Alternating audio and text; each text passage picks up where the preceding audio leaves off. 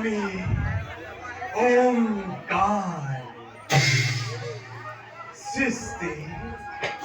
স্থিতি আর প্রলয়ের আমি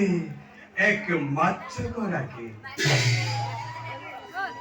ব্রহ্ম হত্য জগৎ মিথ্যা অনন্ত কোটি ব্রহ্মাণ্ডর আমি স্রষ্টা আমার সৃষ্টি যেটিয়ায় অধর্ময় ধর্মকে মহাপাপে মহাপুণ্যকে গ্রাস কৰিবলৈ উদ্যত হয় তেতিয়াই আসনিক শক্তিক বিনাশ কৰি ধৰ্ম সংস্থাপনৰ উদ্দেশ্যে যুগে যুগে হও অৱতাৰ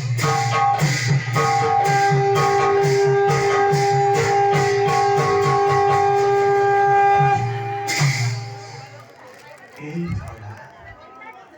দিনক দিনে মহাপাপত নিমজ্জিত হব ধৰিছে যাৰ ফলস্বৰূপে পৃথিৱীত অচিৰেই হব এক মহাপ্ৰলয়